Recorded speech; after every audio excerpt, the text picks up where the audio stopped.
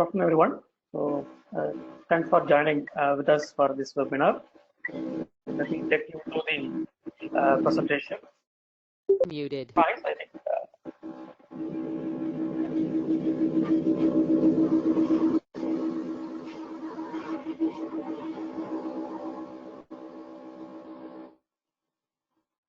Okay. So, we just want to quickly cover up. So, what is the Business Central? So, what are the capabilities of Business Central? So, first, I will start with the couple of presentations. So, at the end of this presentation, maybe I can take you into the actual product quick demonstration. So the Microsoft Dynamics 365 Business Central is a business management solution. So it's mainly for the mid-sized organization, SME segments. Basically, the Microsoft Dynamics NAV has been moved to the cloud version, which is rebranded as the Dynamics 365 Business Central. So these are the modules available within Business Central to manage your business, like finance, manufacturing, sales, project management, services, and more. And the Microsoft Dynamics 365 Business Central brings a full power of the NAV functionalities. Earlier, we called it as a Navision.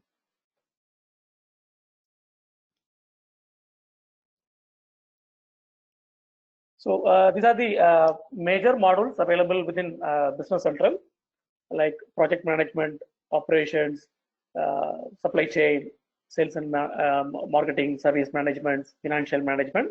On top of it, there are the reporting and analytical tools are available. So if you look at the capabilities of this application, it's a modern, unified, intelligent, and adaptable cloud solution. On top of it, there is a Power Platform. Like you must be aware of the Power BI, which is a business intelligence tool, and Power Automate to trigger multiple notifications. On earlier it was called MS Flow, and Power Ops to build the apps on top of the Business Central.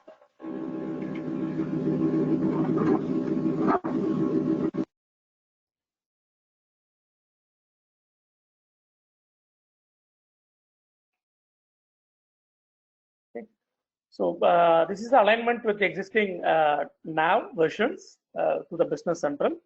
So how the licenses and user types are aligned with earlier versions of NAV. So the concurrent users which you are using in the earlier versions of NAV till NAV 2018, that has been moved to named users concept. So the license are moved to named users. When you talk about the user types, earlier starter pack functionalities are available as essentials in Business Central. Earlier versions of extended pack like manufacturing, service management modules are available as a premium user type licensing. Both essentials and premium are in Business Central are the full users. Okay, so the earlier limited users are converted as the team user license in Business Central.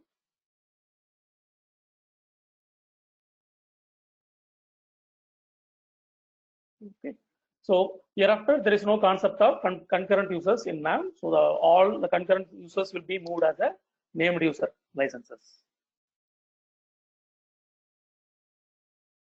So this is a transition how we will you can get the licenses get transferred into Business Central.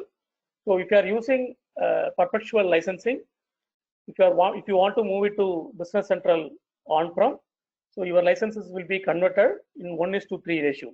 For example, if you have 10 concurrent licenses, it will be converted as the 30 named user licenses in Business Central on-prem. Okay, so these are the transitions available from other applications like GP, SL, or AX and NAV. So there is a clear transitioning mechanisms are available. So if you want to transition from existing on-prem installation to Business Central Cloud, there will be a 40% discount which is offered by Microsoft. So we don't want to cover up the commercial aspect of the migration now.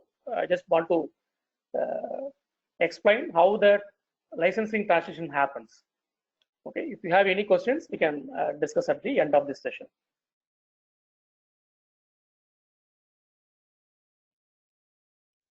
Okay, so when it comes to upgrade, there is a question whether you want to upgrade or re-implement the entire solution.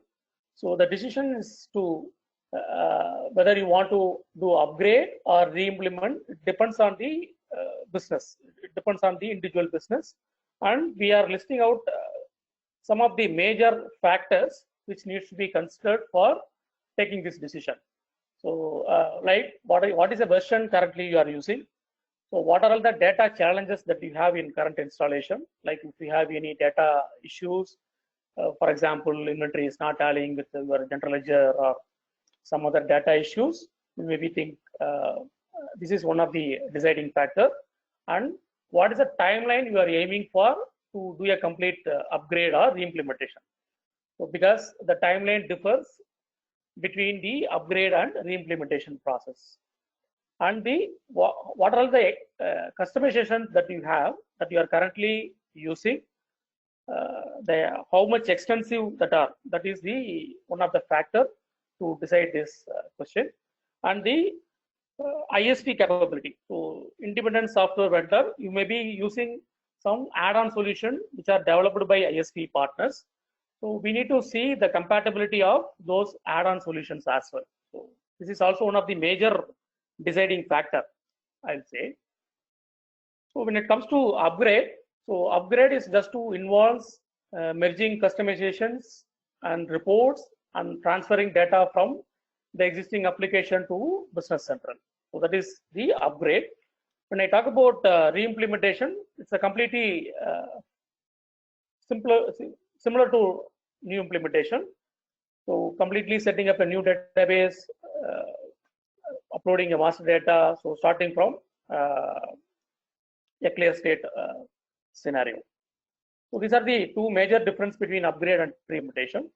So some of the benefits or major benefits we would like to mention over here. So when it comes to upgrade, the timelines are very shorter when compared to re-implementation. So that's the one benefits that you have. And historical data will be migrated from old system to newer system. So if you want to see the historical data, that will be made available when we are choosing upgrade approach. Then the existing customizations and reports will be available as is. So you won't lose anything. So that will be available as is in upgrade approach. When it comes to re-implementation, so we'll be able to remove unnecessary customizations.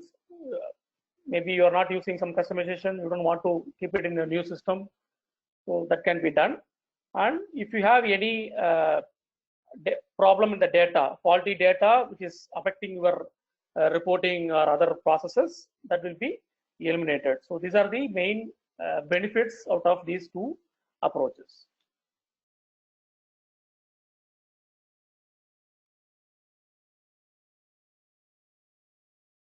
Okay, so if you are taking upgrade approach, so what is the process? We will be what are the process steps we will be doing it? So we will start with the audit.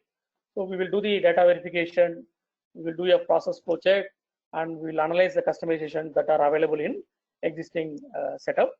Then we will do the object migration, meaning all the customizations reports that will be moved into the extension model in AL codes.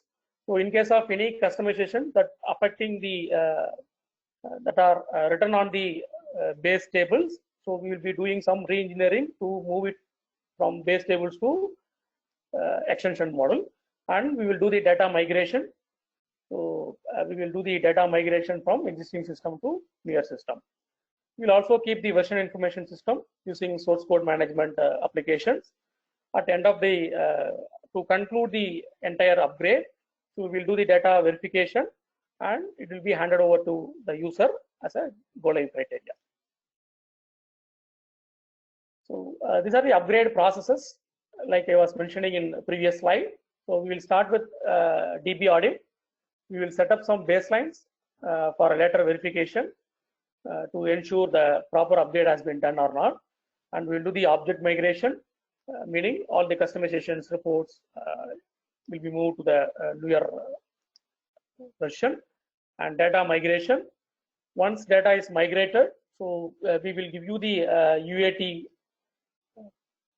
for user acceptance testing, and we'll verify the data, and then it will be repeated for the live data migration and data verification. So after that, it will be declared as the go live. Go live. So these are the upgrade paths. So if you are using earlier versions of NAV, so if you are using NAV 4, 5, or 2009, SP1 and R2, so we need to upgrade into the first step would be upgrading this data and objects to 2013, and we have to move it to 2018. Then only you will be able to move it to Business Central on-prem version. So this is the upgrade paths, depends on the version which you are currently using.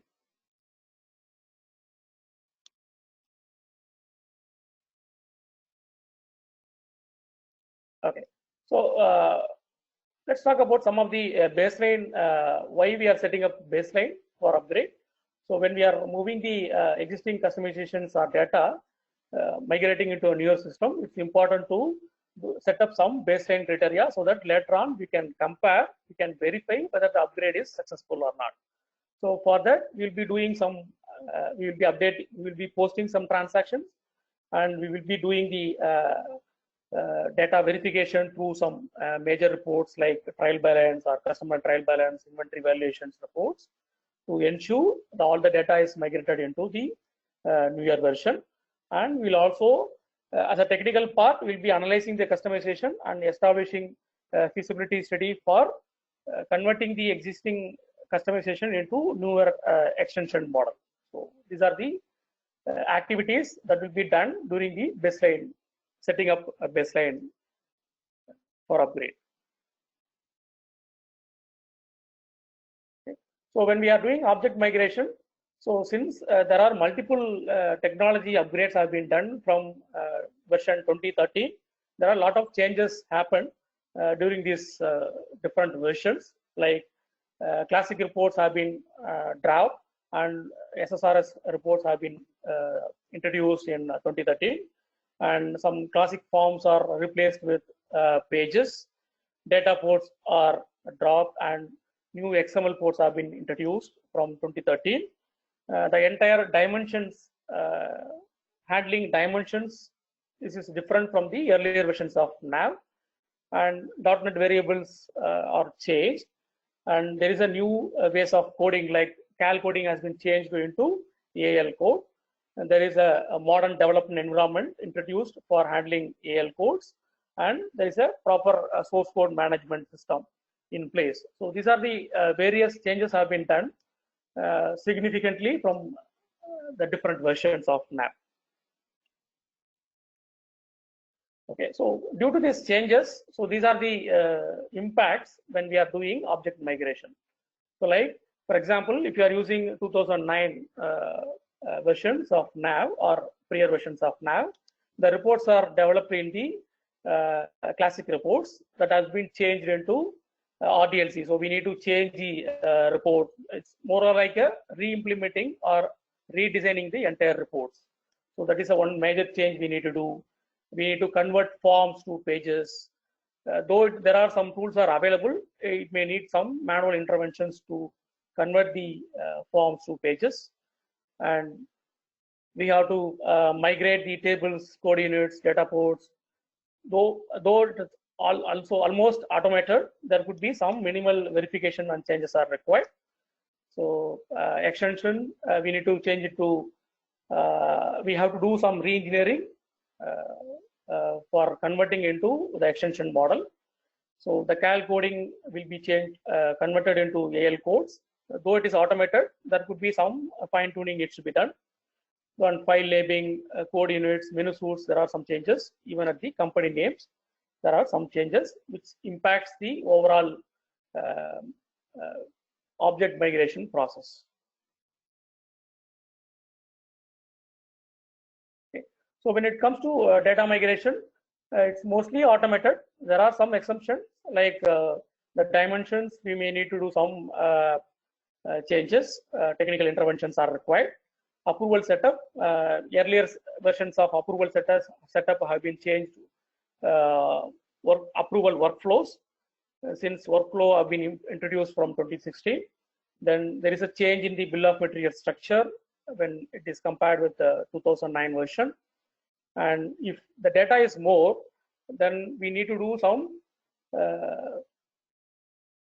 we need to handle some sandbox test environment because of the data size, and schema changes needs to be handled through upgrade, and some of the tables are deprecated that needs to be moved into custom table later on. It will be used for further processes. There could be some changes in field data as well. So these are the data migration challenges.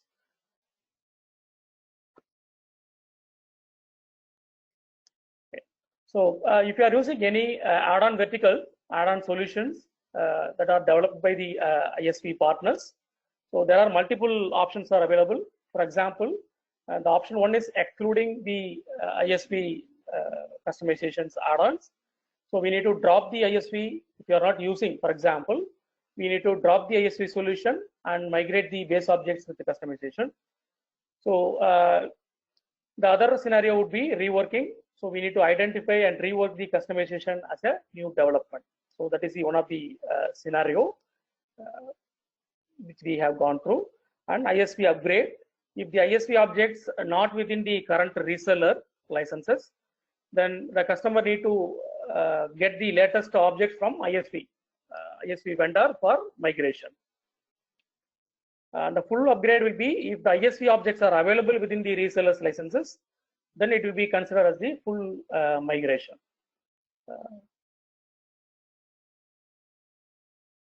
Murali, you want to add something on this portion?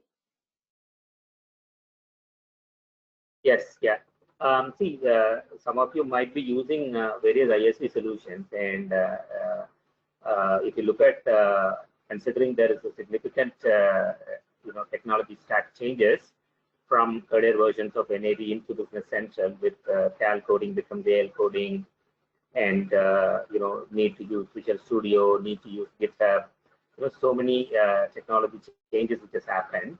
Not all ISV players have moved their product into Business Central on AL coding and made them available in App Stores or whatever. So some of the customers wanting to upgrade or go for Business Central through a re-implementation approach would have to consider these aspects as well, especially for customers using multiple ISVs. Some of them would be available on DC, some of them may not be. Then you will have to have case-by-case basis, evaluate what is the impact for your business, and then take these decisions. So based on our experience, we have put in these options, which could be considered for customers having ISV solutions. Prakash, you can continue. Okay.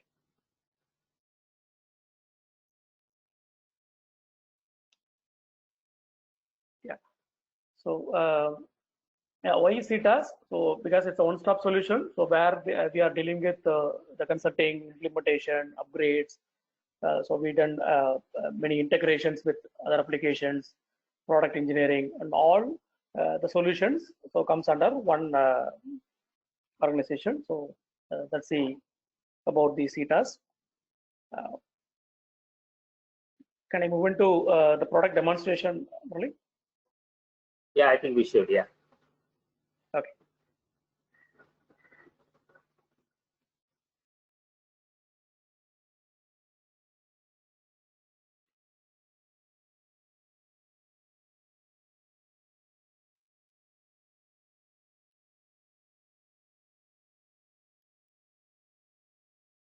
Okay. So let me just quickly walk through the functionalities and the UI of Business Central. So this is the Business Central home page. Depends on the user roles. So this is the look and feel. It's pretty much. So some of the dashboards are available on the home page. So even you have the Business Central have the capability of embedding Power BI reports within dashboards. So that is possible.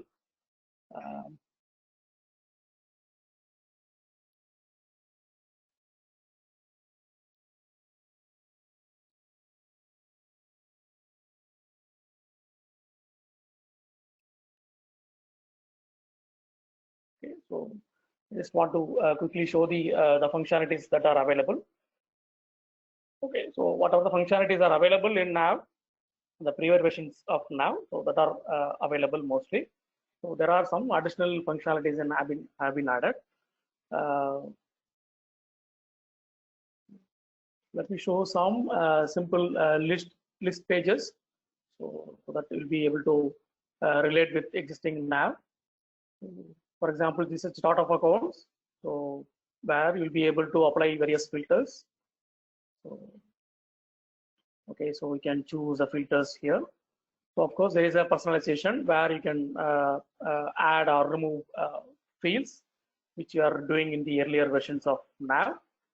So these are the menu suites. So menus are available, or action buttons are available within this menu bar. Okay. For example, I'm just drilling down into the ledger entries. So here you'll be able to apply various filters, so which we are doing at the existing Nav.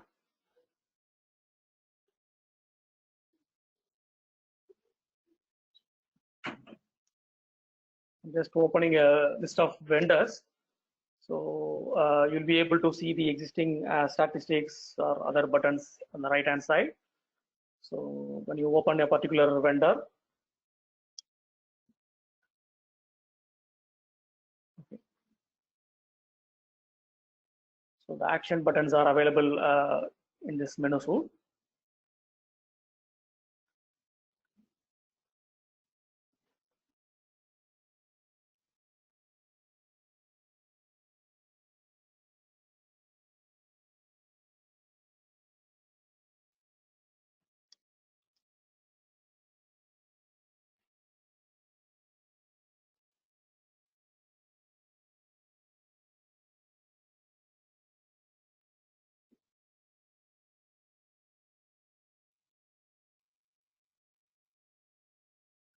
See, I'm not covering up any functionality. This one, I'm just highlighting the major UI difference between Nav and the Business Central. So if you have any specific question, then end of the session we'll be able to answer those specific things.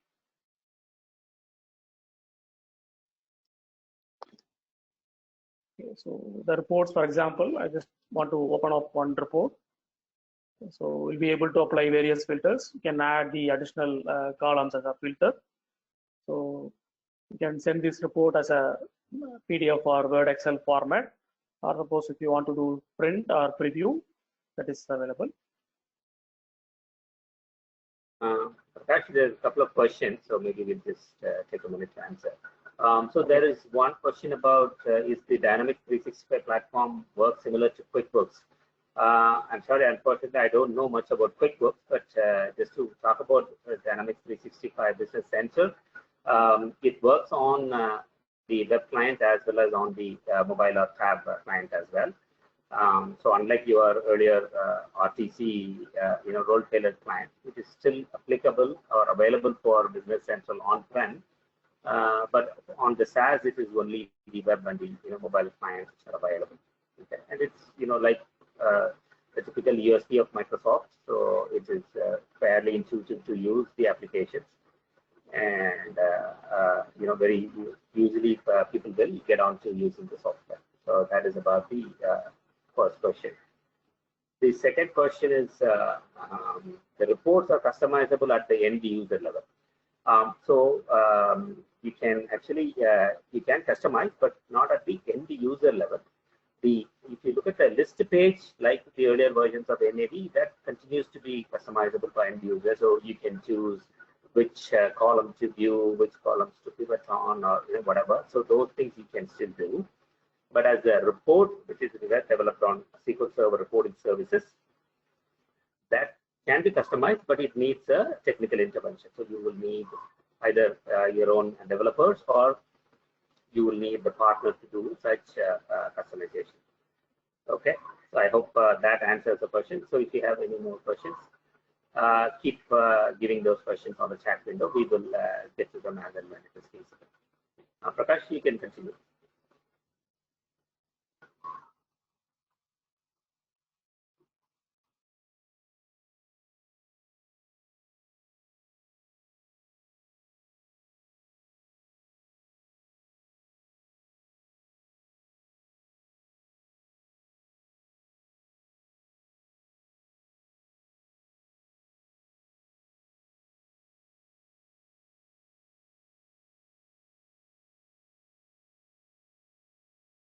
Yeah. So if you are using earlier versions of Nav with the approval setup, so here there is a completely workflow templates are available. So we can set up various approval workflows. So we can apply multiple parameters, multiple filters, so that system will trigger the approval workflow based on the setup.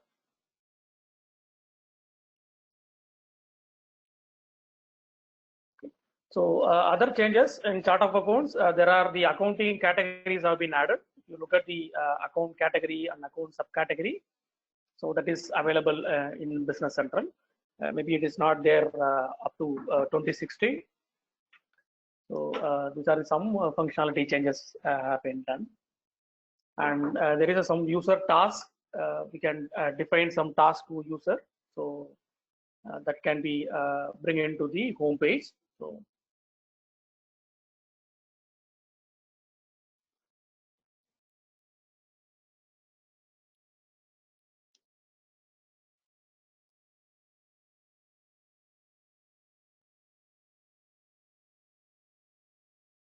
like incoming documents, so we'll be able to attach the document which is gets stored within a database itself. So when you post a document, so later on from the posted transaction or posted ledger entry, you'll be able to track the incoming documents attachments. So that is available.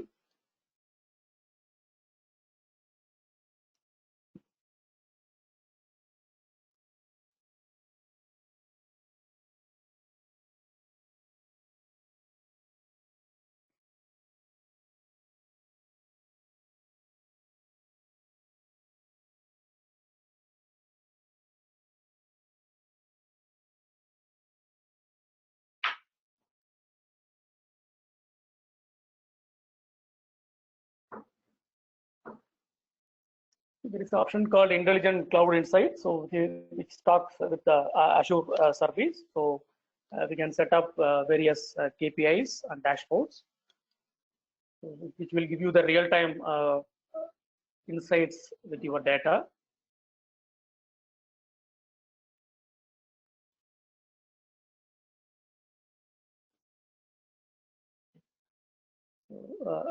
Is there any other question? So there was a question about mobile client, which we just answered in the chat, but for the benefit of all others, I'll just repeat. There was a question about whether all changes will be applicable in mobile client. Yes, they will develop, and it will be available in web as well as in the mobile client also. And the question was whether the mobile app is a native mobile app available for Android and iOS. But then again, the answer is yes, it is. The Business Central app is available on Play Store and App Store. And once you point to your instance, you'll be able to start using the Dynamics 365 Business Central mobile app.